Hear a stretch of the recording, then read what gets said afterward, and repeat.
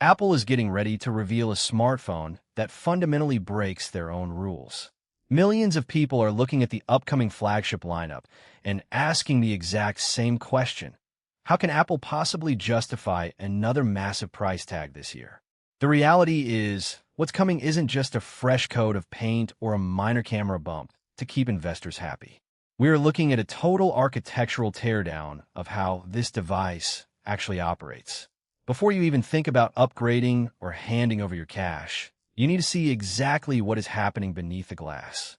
These aren't just incremental spec bumps. They are structural transformations that will completely change your daily workflow. Right now, the entire tech industry is being pushed to its absolute limits. Devices are expected to run heavy machine learning and generative AI locally. And Apple knows their old hardware formula simply won't survive this shift. That's why the Pro line has been completely re-engineered from the ground up. If you look at the supply chain data, everything is moving toward that classic September launch window. Assembly lines across Asia are already running at maximum capacity. Apple is hoarding raw materials and locking down inventory because they know the initial demand for this specific redesign is going to be staggering. The global logistics required to pull this off are immense, and millions of units are currently being prepped for day one. When you first pick up the device, the footprint will trick you into thinking nothing has changed. Apple is sticking to the blueprint for screen real estate, locking in at 6.3 inches for the base model and keeping that massive 6.9-inch canvas for the Max variant. It is the undisputed sweet spot for media consumption and one-handed usability.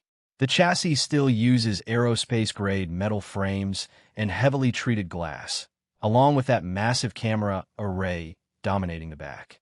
But the way these pieces are assembled is totally different this time around. In the past, you could easily feel and see the harsh transition line between the metal rails and the frosted glass back. Now, thanks to a brand new chemical etching technique, the materials essentially melt into one another. It looks and feels like a singular, continuous slab of technology, giving it an incredibly premium, seamless aesthetic in the hand. The color palette is also getting a ruthless update. The muted blues and titanium oranges from previous cycles are dead. In their place, Apple is launching a flagship color that shifts dynamically in the light. It's a deep, rich crimson tone with heavy purple accents, essentially a dark cherry finish that looks incredibly sophisticated. Alongside it, they're bringing back the highly requested true dark graphite. For years, professionals have begged for a stealthy, deep gray that doesn't look washed out in an office environment, and this year they're finally getting exactly what they asked for. But the cosmetic changes mean absolutely nothing compared to the engine running the show. This device is powered by a new piece of custom silicon built on a groundbreaking 2-nanometer process. Moving to a 2-nanometer architecture is the holy grail for chip makers right now. By shrinking the space between transistors to this extreme microscopic level, Apple is cramming billions of extra pathways into the exact same physical die. What does this actually mean for you? It means the electrical signals barely have to travel, which eliminates the number one enemy of smartphones: heat.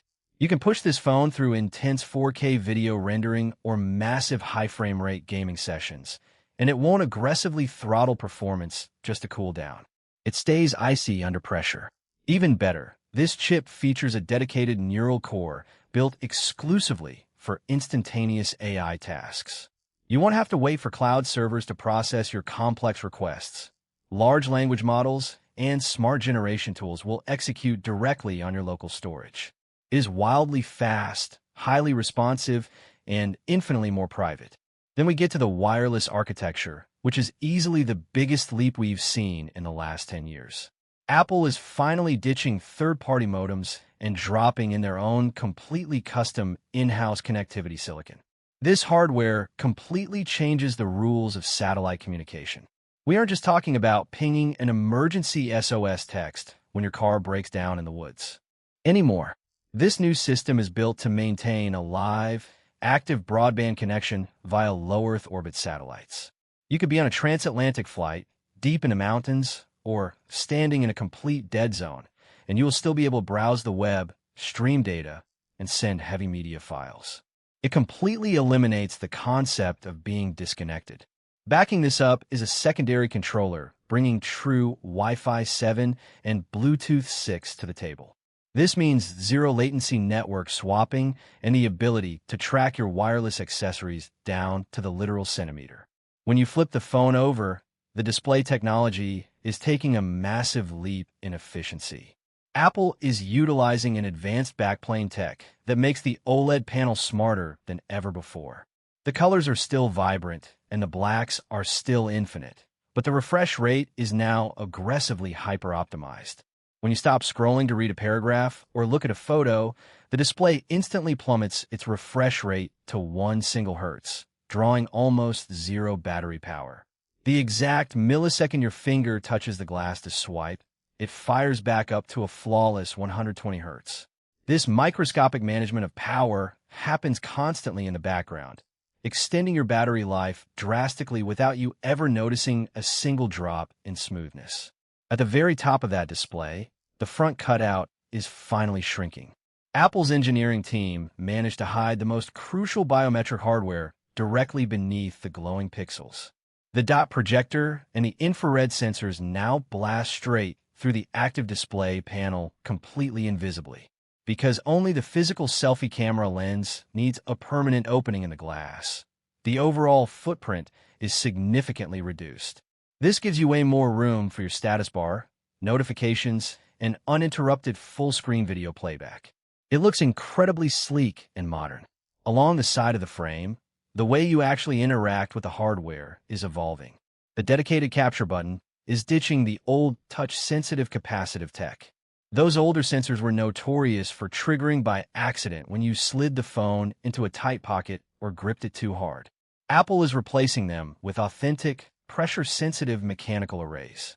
It measures exactly how hard you're squeezing the frame.